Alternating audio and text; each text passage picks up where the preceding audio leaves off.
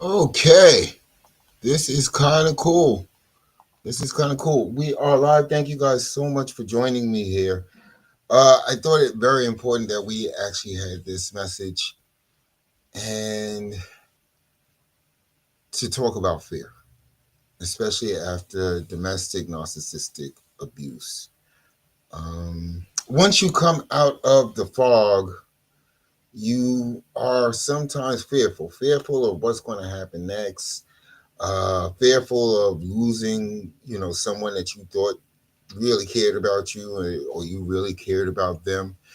Um, it's just there's so much fear involved. I mean, just to bring it home, yesterday was like a very, very fearful day for me. I had to do the Tech for Survivors workshop, and I guess anything that could possibly go wrong actually went wrong. It really did. It really did. Everything went wrong. And I thought that by saying the affirmations that me and my daughter say all the time would actually alleviate some of that fear. By the way, everything that I do from this point forward is dedicated to my daughters because I miss them so much.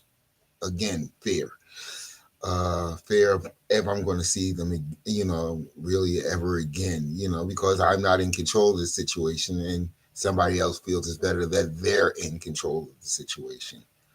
Um, just fear in general. It's crazy. But let me go ahead and get started. Let me stop thinking out loud here. Minister Robinson, Church of Real Talk, founder of the Now Movement. We this month we are dismantling the mask. We are pulling back the curtain so people can see that narcissistic abuse does exist, that it is a real thing and it's not in people's imaginations. And we try to get people to share their truth, not only to unburden themselves, but more or less to help others see what is going on, what is happening. Um, with that being said, and I'm a little bit all over the place because I am actually thinking about my daughters right now. Hold on 1 second.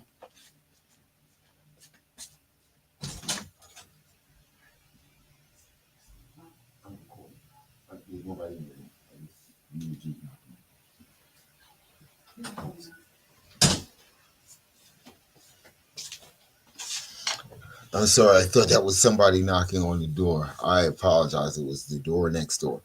Uh, but yeah, fear is one of those things. It is one of those things that we have to deal with constantly.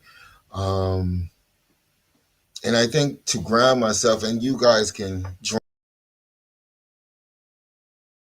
in if you informations that me and my daughter say together when we used to meet on like Zoom and stuff. So the way that they go, and this is for them, the way that they go is I am going to change the world. I am very intelligent. I am very powerful. We say that each time that we meet, and I tell them to say it every day in the morning, just to empower themselves, just so that they have that locked into their brain that they have potential, they have capability. And people that suffer from, I guess, dealing with a demon, dealing with a narcissistic abuser, that instills a lot of fear during the relationship. And once you get clarity and begin to exit the relationship, years, decades just spent with an illusion. And then you have the fear of, am I going to be able to trust myself again? Am I going to be able to trust others again? You don't know once you come out of the fog, once you start to have clarity, once you start to understand what has been happening and what has been going on, you don't know what's next in your life. But there's something that I have been learning along the way is that sometimes, just sometimes, you have to overcome the fear. And I know it's easy to say and it's very hard to do. But It's the only way that you're going to be able to get through whatever it is that is making you fearful.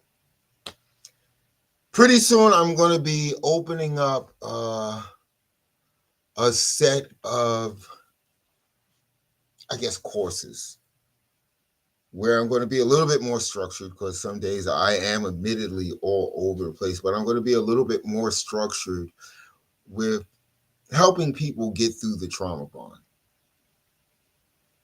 Many psychiatrists and psychologists and even therapists, I've actually heard it from therapists, is breaking the trauma bond is like trying to shake one of those real bad addictive habits.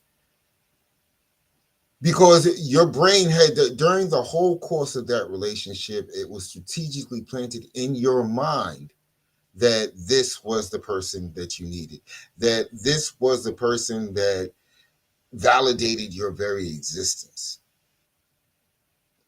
And once you break free from the relationship, you know, you've got to go back to building up your confidence, because you're unsure of yourself. You're unsure of the person that you were before you met this toxic individual. It's really, really crazy. Let me see if I can bring up the chat in this. I have no clue how to work this.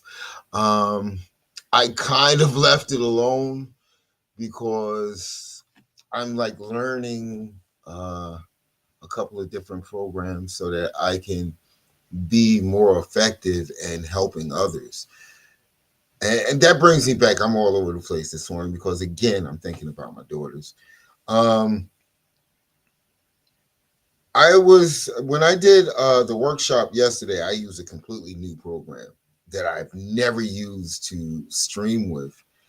And everything that could possibly go wrong went wrong from the setup. And I spent, like, I'm going to say 3 days trying to get this set up together, just deep diving into learning this program. And at the end of those 3 days, I was still coming up with glitches. Now I've got 2 hours before I'm supposed to go live. And like I said, everything that could possibly go wrong was going wrong. And I was like, I'm just going to suck at this. I'm just not going to do it. I'm just not going to do it, And in my mind, I'm making all of these excuses, you know, because there was a lack of confidence. It really was at the end of the day. And that's one of the things that I had to struggle with after I broke the trauma bond. That whole nothing that you do is good enough. I had to break free of that. So I made it clear. I was like, I'm doing it anyway. So the first thing that went wrong was, while I was trying to link the program, I created another instance. Don't you know that even though all the links was pointing to instance A, I went live on instance B and didn't even know it. So I lost a lot of traffic. I actually got the report, the stats from the visitors yesterday to the website. There was a huge influx of people going to Now TV to watch the stream, and they probably were just getting the message that I got at the end of the broadcast, where I looked like waiting for stream to start. And I was like, oh my freaking God. Then on top of that, it just started glitching out on me in the middle. And again, every excuse to quit, because I'm fearful. I'm like, I'm going to embarrass myself. This is going to be a huge waste of time. I had I'm not going to say allies. I had allies that were coming in to see what it is that I do. Okay. Because part of the Now movement is getting local allies and sometimes national allies to understand the message that we're trying to give to the masses. It was an issue. It really was. But I got past my fear and decided that, listen, you said you was going to do it. Go ahead and do it. That's what I was at the core before this relationship. If I said I was going to do it, that's what I'm going to do. Hell or high water, I'm going to get through it. And I'm slowly getting back to that. I know many people are wrestling with different aspects of what went on during that narcissistic relationship. And That's the whole thing. It's you have two choices in the matter. That's why it's called the now movement. There's no other way. No other way but forward. And you have to, decide like, hey, listen, I was this person before all of this happened. How do I get back to being that person? And you have to decide that you have to take little steps, even minute steps, to do it now. You know, pain and fear is going to be a part of life. Okay? It's going to be, in fact, fear is kind of a safety mechanism, but it's always going to be a part of your life. And it's almost like they say in the military, a coward allows the fear to dictate what they're going to do. Where a person that has bravery is going to override the fear. I think many of you have that bravery. I don't think any of you are cowards. I don't think anybody that is tuned in to this live is a coward. Okay, because you're seeking answers, you're seeking clarity. You're trying to make sense of the big circus show that you just left. So I would never, ever in my life say that you don't have the ability, the capability to move forward back into the greatness that is you. You've been told for years that you were not enough. You couldn't do anything because the narcissist needed to be at the forefront. The spotlight had to be on them all of the time. Even though your gifts, your talents, your capabilities to love was what attracted the narcissist to you. But they soon found, since, hey, listen, I don't have this inside of me, and I hate this person because they embody everything that I want to be. I have to now wear masks to give the illusion that that is who I am. And then there becomes a shift where they decide that you must go. You must be destroyed. And they constantly inflict these psychological mind games. They constantly inflict this pain, this suffering to slowly and systematically break you down. What do they get from it? They still do not have the qualities and the things that they are trying to destroy. No, they don't have those. They never will have those. But for some sick and sordid reason, it makes them feel so much better that they have destroyed a loving, caring individual. And sometimes, just sometimes, when I'm having those fear moments, when I'm having those moments of not having enough confidence, sometimes when I am just fearful, like I am constantly, with my daughters, weaponized against me, used as a tool to, you can't stop this. I'll let you know right now, you can't stop this. This movement moves forward. And it moves forward so that no one else will have to go through this. Maybe by what we do here at the Now movement will help someone peer past the curtain before the someone just says, hey, listen, I'm here to destroy your life. And hey, listen, I'm leaps and bounds ahead of you discovering exactly what I am. If we can save that person, as I've said for years, the world becomes a better place when people see hope in the fact that, hey, listen, I made a really, really bad mistake here. I really shouldn't be with you, boo boo. Or, hey, listen, dude, I really shouldn't be with you, because we're not aligned. You know, the thing about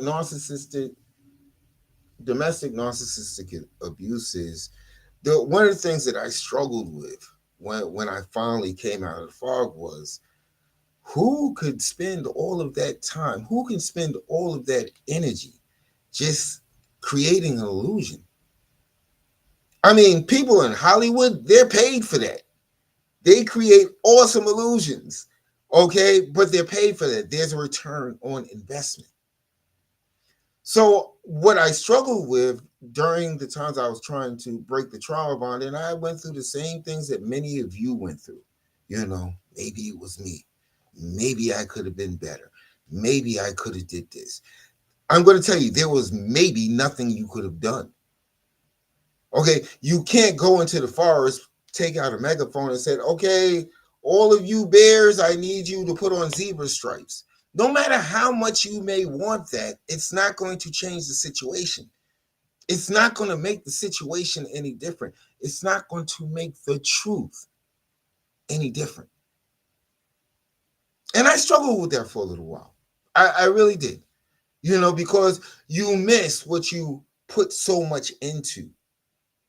You begin to grieve the loss of something that was really never there.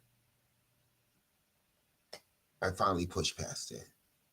It took a lot. I pushed past that because I had to reach deep down into myself and find that person hiding down deep down inside, that truly believed if a person doesn't have your best interests in mind, they don't belong in your life. And that covers all levels of relationships.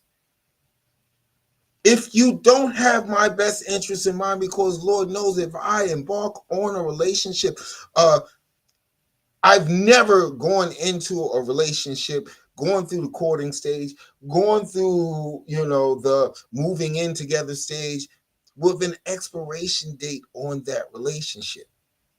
Knowing that, hey, this is only going to last but so long. This is only going to be useful to me until I get to this stage. No rational thinking adult goes into it just because of the time investment, if nothing else. But the narcissist does. They're just waiting time. What seems like, hey, I just spent X amount of time with you. How could you just move on so quickly? Well, most people actually care. Most people actually grieve the loss of a relationship no matter who initiated it. Because again, that time invested, those feelings, those emotions, to see somebody pop up a couple of weeks later, like, yeah, I'm done with it. I had to, this is no, it's a pattern. And that's why this October we dismantled the mask. Because there's somebody out there right now, there's somebody, what they call the new supply, that has no clue what they're walking into, that has no clue what's in store for them. They think they found their soulmate. They just found the person that is going to systematically and strategically tear their life apart. Somebody, for years, no one has spoken about this. No one has talked about this. No one has said anything about this. No one whatsoever. I don't know why. But now with social media, the last few years, things have begun to change.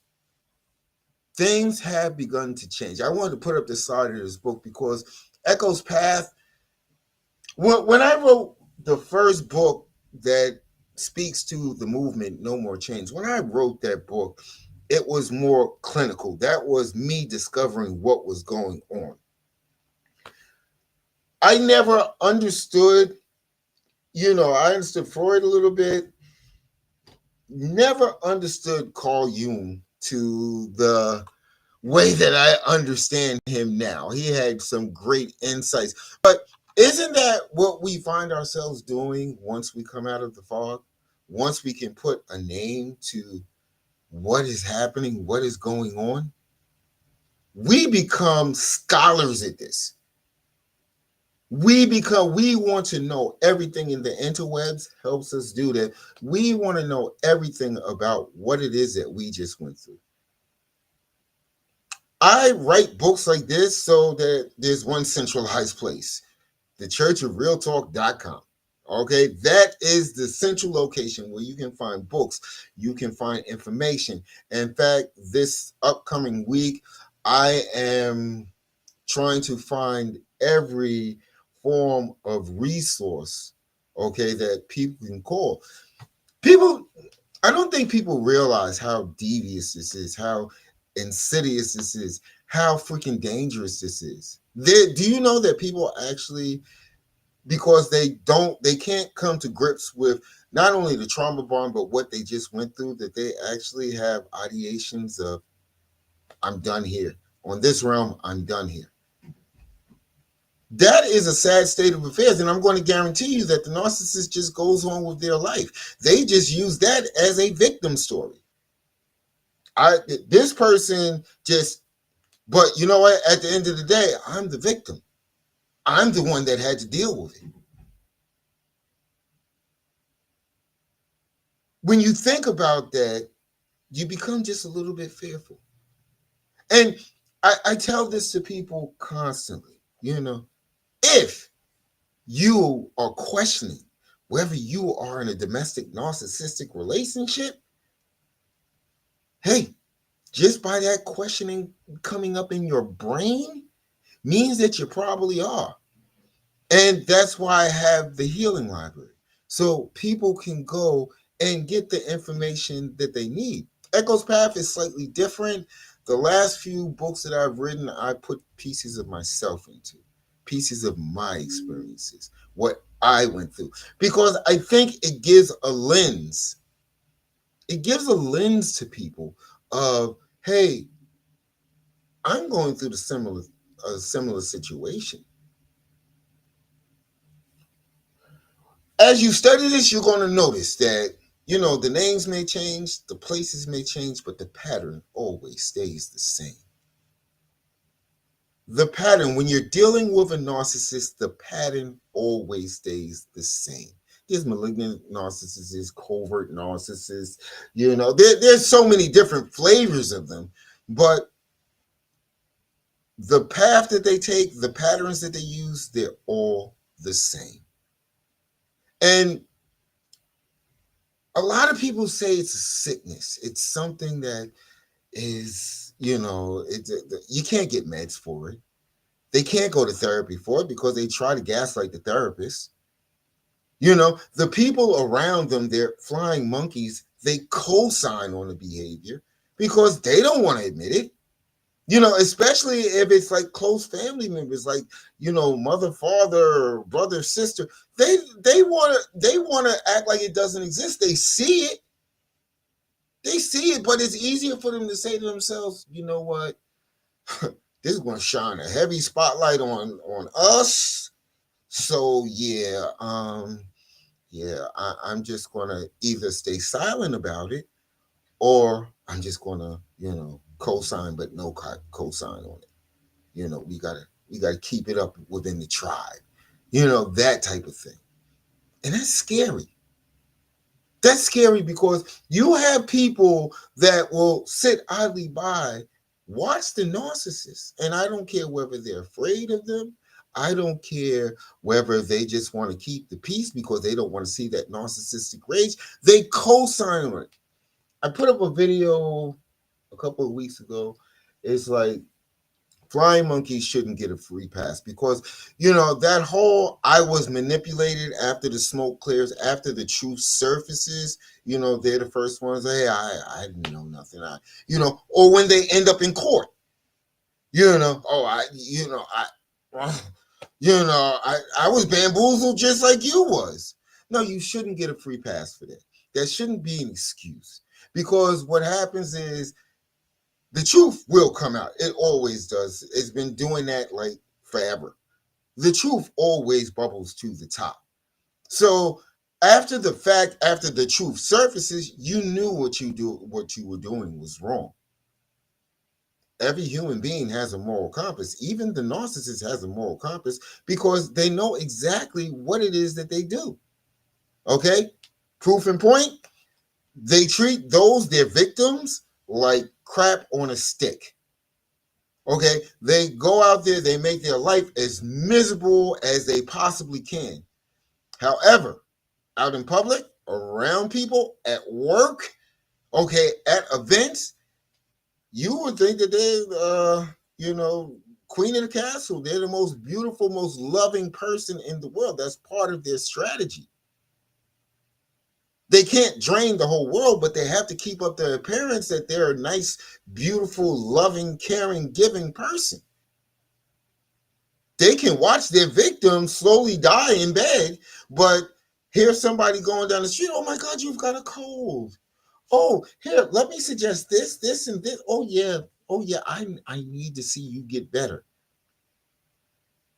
But go home to their victim and say, what are you still in bed for? Well, honey, I got cancer. Oh, hey, people, they heal from cancer all the time. You gotta, hey, it's all in your mind. If you see activities like this, you know the narcissist knows exactly what they're doing. Again, you can't give a free pass to evil. You can't. I was in a chat in one of my Facebook groups with someone, and they were talking about, hey, listen, can you forgive the narcissist? Why would you forgive somebody? Why would you forgive somebody who woke up every day and just injected chaos and drama and had you walking on eggshells all day on purpose? How can you forgive a person? Like, you can forget them, but how can you forgive them? And then you watch them go on to start the cycle all over again with someone else. So how do you forgive someone like that? But you can forgive yourself. You can definitely forgive you and stop blaming yourself and stop shaming yourself and just say, hey, listen, it happened to me. I'm just going to be bigger, better, faster, stronger, and more vigilant next time. Not over vigilant. Not over vigilant. Not to the point where you are letting the good times just roll right past you because you're sitting up there on high intensity spidey sense trying to figure out who the narcissist is in the crowd, or the person talking to you, are they a narcissist? Am I about to go through this again? Because I'm an empath and I seem to attract these.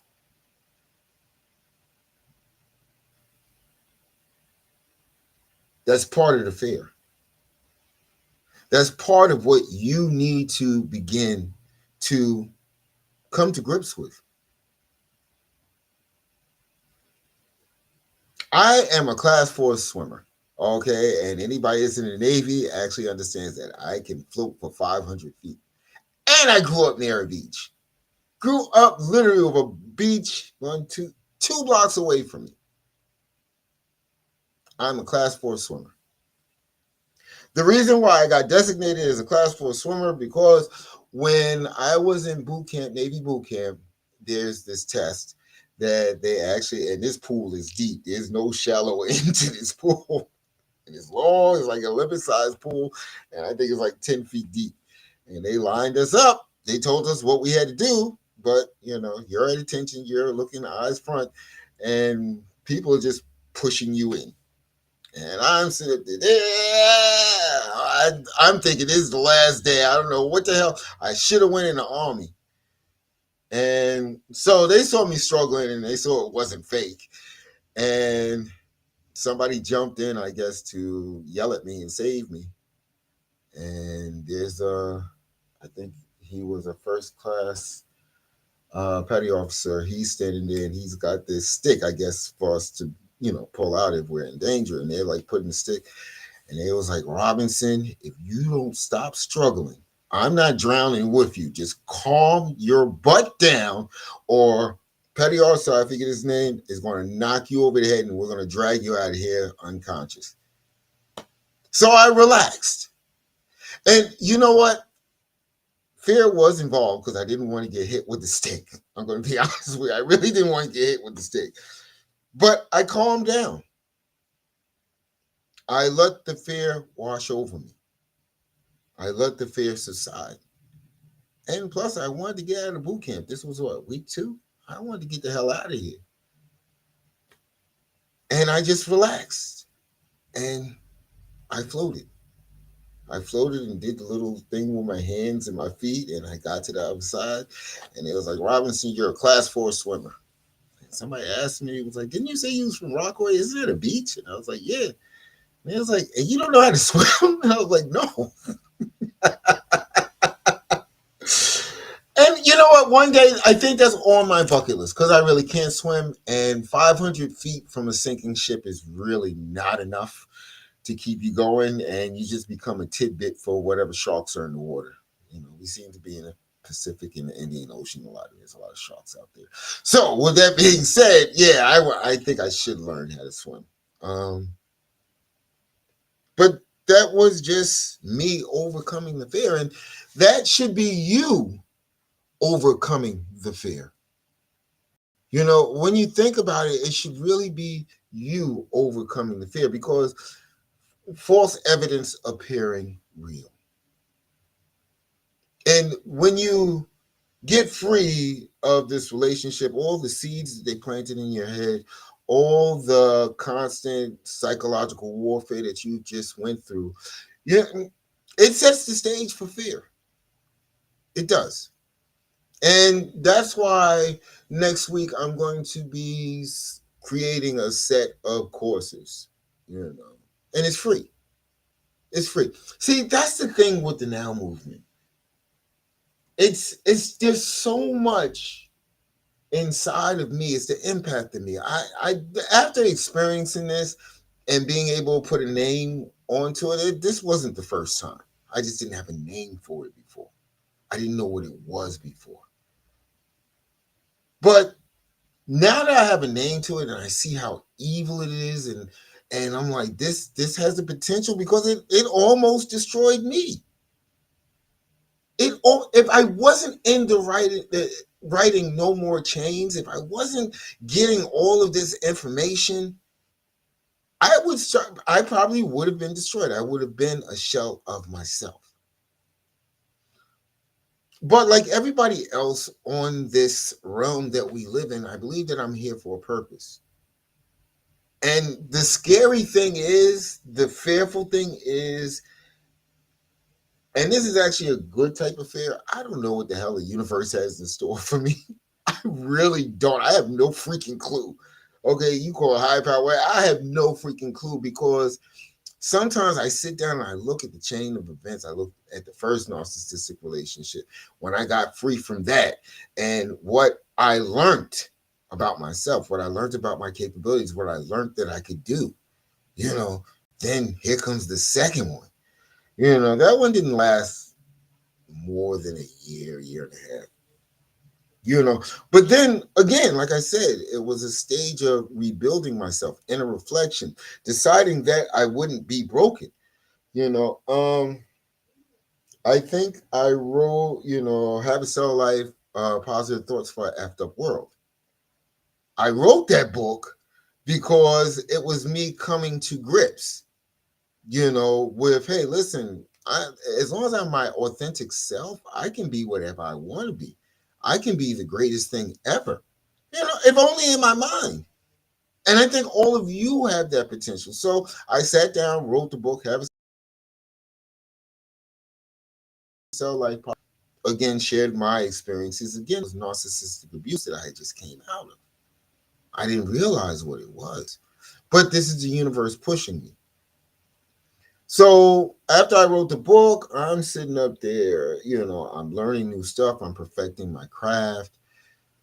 But I thought my craft was my purpose. I thought what I was doing was my purpose, and that wasn't the case, So I guess the universe had to jump in and throw another shit show into my life to help me understand that, this is more in line to what you were put here to do.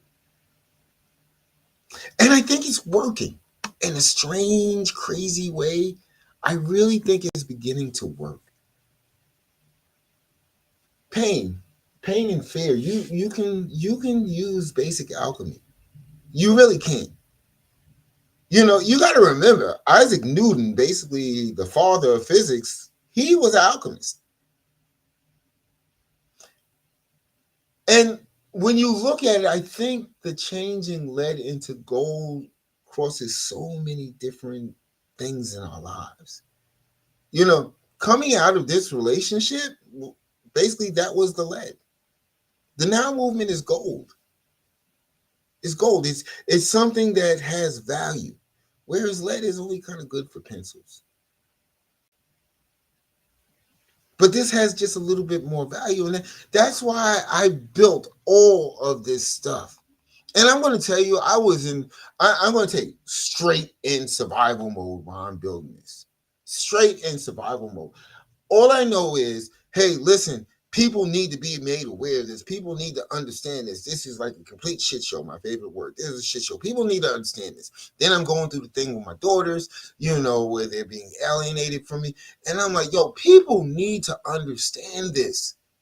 This is real. This is happening. It's not just happening to me.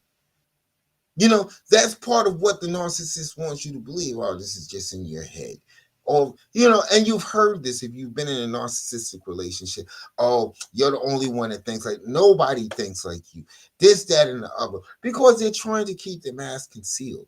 They're trying to keep it so that you don't really figure it out. Because believe it or not, you have more power than they ever had over you because you know the truth. The truth is such a powerful weapon. And you know it.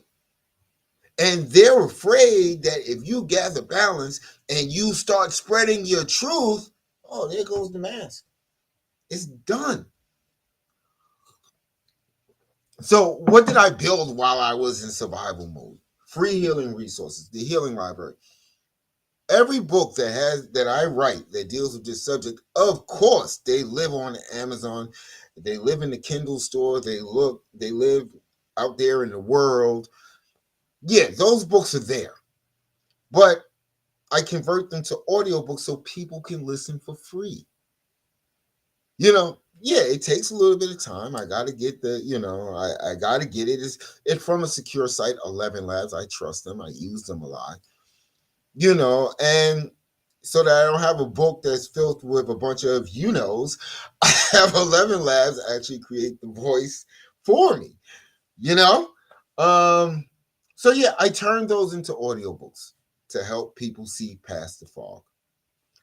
Survivor Stories Saturday. Wow. That is a project that I am so proud of. Because, see, if I just sat here and I told you what was going on, there's a good chance that you might be like, he went through that. That doesn't mean that that's what my relationship is. It doesn't mean that I'm involved with a narcissist. I'm not going to say that Minister Robinson wasn't involved with a narcissist multiple times, but that has nothing to do with me. Well, if you listen to other people, if you listen to their stories, you will see that thing that I talked about earlier. There's a pattern here. See, you can't ignore patterns and trends. Fact over feelings. Okay, so if you have people, in fact, this week coming up, I haven't even announced it yet, but I have a licensed psychiatrist that actually came on Survivor Story Saturday, and his story was so powerful. And just like me, okay, just like many of you, he uses what he does to help others heal, to help others get through the trauma bond. It's not like I have nothing better to do, but again, this is the universe pushing me towards my purpose. Things are starting to open up, and I don't know why. And Carl Jung talked about that, the synchronicities. Once you become in tune with yourself, you become in tune with everything around you. I just want people to not have to go through this. Well, you're going to go through it, but not for an extreme amount of time. Not like me. I think the shortest time for me was like a year and a half. 20 years for the first one, 7 years for the last one. And the damage, the collateral damage, I've never been one to care about the smear campaign. I really don't. People have been talking about me my whole life. Okay. I am surrounded by haters. So yeah, people talk about me my whole life. And many of you understand exactly where I'm coming from. So I always put it in context. Do I really care what you think about me? If you sat down and you let this person get in your ear and paint a picture of me that you don't even really know me, okay, and you're going to take it hook, line, and sinker, I'm not going to waste the oxygen to try to prove myself right. And when I create these courses, this is some of the stuff that I'm going to talk about again in more detail. Again, freaking free. You know, it's a fight. It's almost like I said, it's an addiction. It is an addiction. Okay.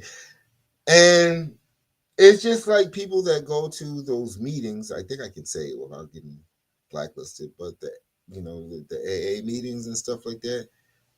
There's something built in that's baked into that says every day. This is something that you will actually have to battle with every day.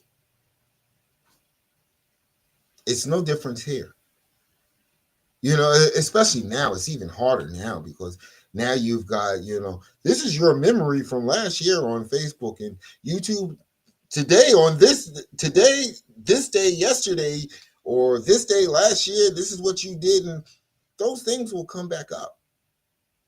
And you're going to feel a certain way inside of yourself. And I get that. Now I can just ignore it. It doesn't matter to me.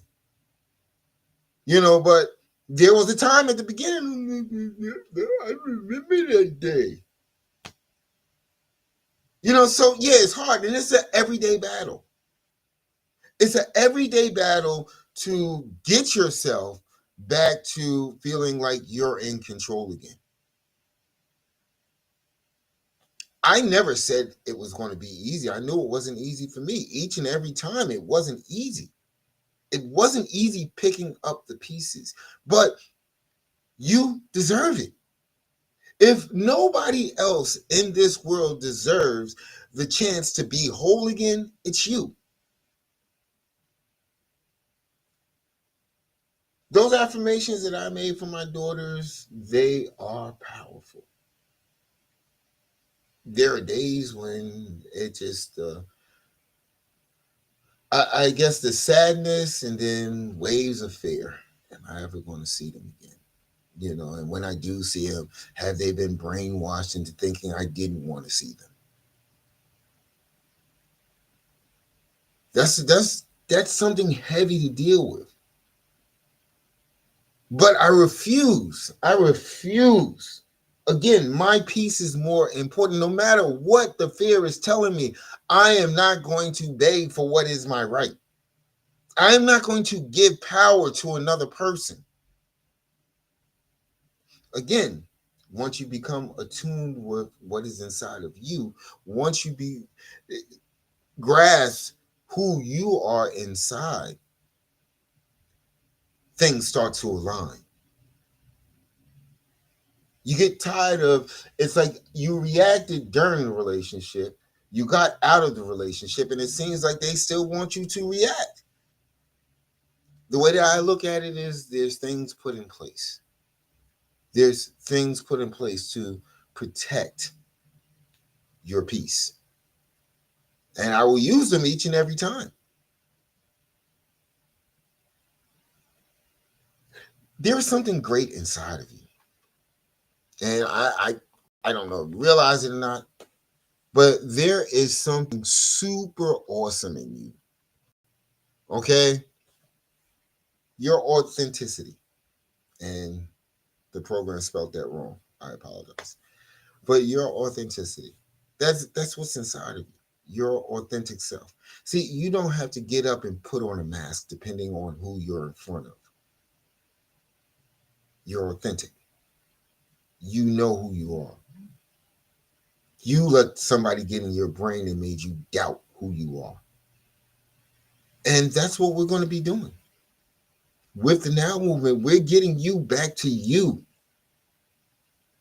We're getting you back to where the fear is not controlling you. We're getting you back to where the doubt is not your, I guess, riding shotgun with you in the car. The world deserves your authentic self. And that's what angers and frustrates the narcissist so much, is because they know your authenticity, the world is waiting for. They're waiting to see. They're waiting to see what you bring to the table. And at the end of the day, they'll never be able to bring anything to the table whatsoever. And you have to always remember, it's the truth thing. I actually did a survivor story. I decided to speak my trip. What happened was, and I'll be completely transparent, was what happened was I didn't book ahead of time. For whatever reason, that week I got comfortable. I didn't book ahead of time, and I was just gonna get up. The person had agreed to do a early morning time, and I was like, yeah, that gives me time to edit it out. That gives me time to promote it, do my thumbnails and all that other stuff. So I was like, yeah, I'm good. I'm good. The person, for whatever reason, and healing takes time. Don't get that wrong. Healing takes time. For whatever reason, the person canceled. And I was like, you know what? It's all right. Just hit me back, when you're ready to share your truth. Your truth is very important. It can help someone else see through the fog. It can help someone else heal. So I'm sitting up there and I'm like, oh man, I gotta put up something on the channel. Now TV, there has to be something there. And I said to myself, I was like, you know what? Maybe if I share my story, maybe if I share what I went through, the feelings that I had to deal with, those conflicting moments that I was having, maybe if I share that, that's going to bring more value. Well, not more value, but some value. Because I talk about this a lot. You give me your ear, I'm going to talk about that. Again, the first affirmation that me and my daughter said, I'm going to change the world. I believe that. I believe that. I think you guys should actually adopt these affirmations into your lives. I mean, they're very simple. I am going to change the world. I am very intelligent. I am very powerful. The three things that the narcissist hated about you. You've always had the capability to change the world. 4 trillion to one, you being here, you were meant to do something. There was something in store for you. You just ran into one of, as the Islamic culture says, Shaitan's jinns. You just ran into a jinn. And the sad thing is it's choice. Everything in life is choice. And you find yourself here, that's another thing that you have to deal with. It's like deep down inside, gut feelings yelling at you, your nervous system slapping you across the head, which hurts for me because I'm bald. You knew. You knew, but you made the conscious choice to stay. And again, don't blame yourself for that, because being an empath, you saw something broken inside of that person and you thought that you had the capability to fix it, just like you fixed other people throughout your life. You thought that you could fix this person, while this person was sitting up there just watching you struggle to fix something that they knew they didn't even want fixed. They kind of enjoy their life this way. So don't blame yourself. Don't blame yourself, but it was a choice. And I think once you start to understand that, and this is another thing that I'm going to be talking about in one of the segments of the class, once you understand that, healing becomes easier. Seeing through the fog becomes easier. Setting yourself free and breaking the chains becomes that much easier. I find that, I don't know. I don't know. I find that this world is strange to a certain extent. You know, it really is, because, that's part of the reason why we have Survivor Stories Saturday, is because people don't get it. They base everything off of their life experience, and I'm not wishing they have a narcissistic relationship to show them what it's all about. I would never be that guy, but still, they don't understand what it's like to be trapped in a narcissistic relationship. They don't understand what it takes to set yourself free. They don't understand what it takes to rebuild yourself. So you'll hear things like, don't worry about it. They were just toxic, or, hey, maybe it wasn't as bad as you thought it was. And it's like, no, it was hell. It was hell. literally. And people don't get it. And maybe they're not supposed to get it, but you get it. And that's why the Now movement is there to help people break free from these chains, to help people be the best version of themselves, to help people have the capability to help others. And I'm not talking about the new supply. Let the new supply. They just won the lottery. Let them be happy. They'll figure it out on their own. And I kind of warn people, you've been triangulated against this, but this person hates you. They hate your guts. They don't have a reason why, but I think they think that just like you did, you found your soulmate and you want to protect them and you want to make sure that they get to come out of this victim mode. They didn't deserve what they had in their past relationship, not knowing in hindsight that they probably caused all the chaos. So, with that being said, stay tuned. Visit the website, churchofrealtalk.com. Okay. There's lots of resources, and I'll be adding more over the next week. Um, Stop by the Healing Library, pick up a free audio book. Uh, Completely free. You can listen to it. 11 Labs. Just click the book, listen, enjoy. Um, did I say Survivor Story Saturdays? Yeah. Watch an episode or two. You know, you might not be in a narcissistic relationship. You might be viewing the whole thing wrong. But if you start seeing patterns and trends, you might want to, address that whole thing. What else? What else? So yeah, we'll be doing more stuff. Um, we're getting into different ecosystems right now. Using what I have, utilizing what I've learned through the years to help others break free from the chains and reclaim their life after they break free from the chains. So, keep it locked.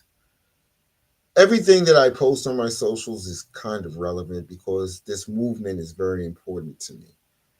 Um, if, and I'm not saying anything, you don't, but you see that Cash App thing down there, you see that already. If you want to push the movement forward so that I can do more, so, I can equate the time that I have and get more done, or if you have suggestions, or, you know, think about that thing right above you, fuel the movement, you know. It helps, just a few cents helps, whether it's, getting updated equipment, whether it's, traveling out there doing stuff, maybe, in-person workshops. I can actually, make sure that there's, beverages and something for people to eat while they're there. All these things, it helps. So if you're capable of helping, if you're able, if you want to help, go ahead and help. I would definitely appreciate that. Look out for the workshops. Again, they will be free. The workshops will definitely be free. Echo's Path, I would appreciate if you give it a listen and give me your feedback. Again, a lot of me has been put into that.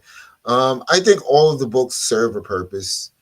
I think Mastering the Art of Spotting Top 20 Red Flags, Relationship Red Flags, actually helps people that are just starting to peer through the fog and like, well, what the heck is going on? I think No More Chains, it outlines and tells you exactly, what's going on in your life right now. The Mask of Narcissism will help you understand the mask and why they wear them. I think I pull a lot on Carl Jung, what he did. I don't put his stuff in there, but I think the whole mindset for that book was based on what I learned from, Carl Jung lectures and reading books and stuff like that. And then you have the Empathy Survival Guide. That book very near and dear to me because that was one of the first signs. I felt like I was talking to like Spock sometimes from Star Trek, the original series. Is like, where the hell is the empathy at in you? It's like always those off answers, And then I started to see, I was like, they really don't have any empathy. This is really who they are. The responses would seem either canned or like, this kind of seems like what I should say right now. And if it doesn't, love bomb. So yeah, It is what it is. I want to thank you guys for joining for this live. I will do more of them next time. I promise to have the chat up. I'm sure you guys have questions. Stay tuned for the workshop. The reason why I do everything that I do is because I want my daughters to see that peace is not just something that is inherent to, you know, you. It's something that you should have your whole life. And I never want them to have to fight for peace, inner peace at all. And I want you guys to keep healing. I want you guys to stay powerful. And as always, another reason, love you guys. Thank you for joining.